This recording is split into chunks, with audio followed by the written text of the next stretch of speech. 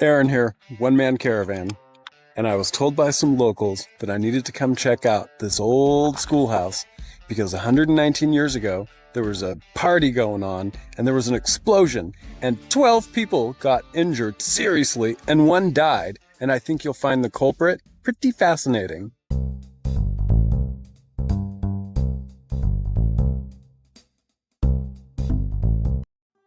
This old schoolhouse was built in 1862, and if you can believe it, they held classes here until 1961. And this was the spot where people would gather, just like on that infamous night in 1905 for the party. It was always at the schoolhouse. And until 1895, it was also where they had church services until they built this beautiful church across the way from the school. So on the evening, Saturday, March 18th of 1905, was a masquerade ball.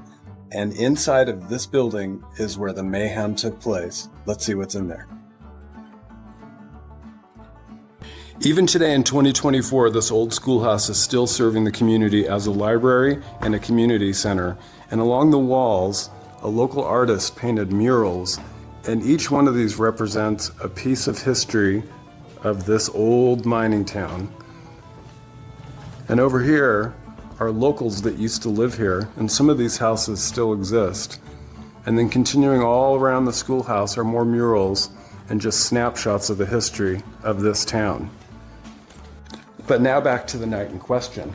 It was a masquerade ball, Saturday, March 18th, 1905. And we know from history that they used to take these little old-timey school desks right here, and they'd pile them all up in a back room back here. And they would line benches along the perimeter of this building and turn this into a dance hall.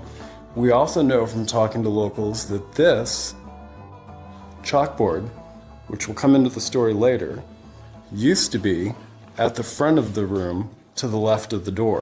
At some point during the party, which was a masquerade ball, everybody gathered in front of the front door, and remember, to the left was the blackboard. A partygoer named Harvey Clayton had brought a camera along, which in 1905 was a big deal, and another partygoer, Chris Blakemore, brought a flash, one of those old-timey flashes, one that you would hold on a stick, and it had a metal tray at the top, and you would put flash powder in it.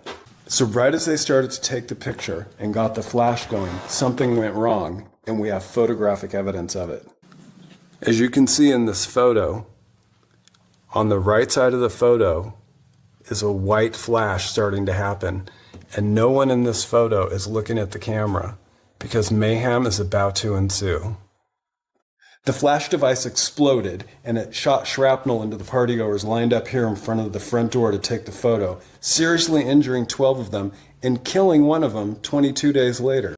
The blast was so powerful that that chalkboard that used to be right there on the wall, which now hangs at the back of the schoolhouse, had shrapnel shot right through it. And there's the hole that still exists today from that piece of metal that went hurtling through the crowd and went right through the chalkboard.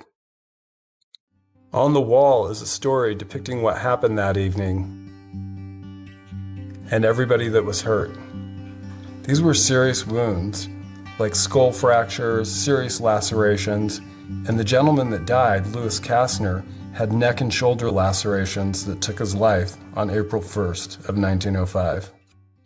So while your modern lithium phone, our cameras, nowadays might start on fire, at least they don't shoot shrapnel at you. Just saying.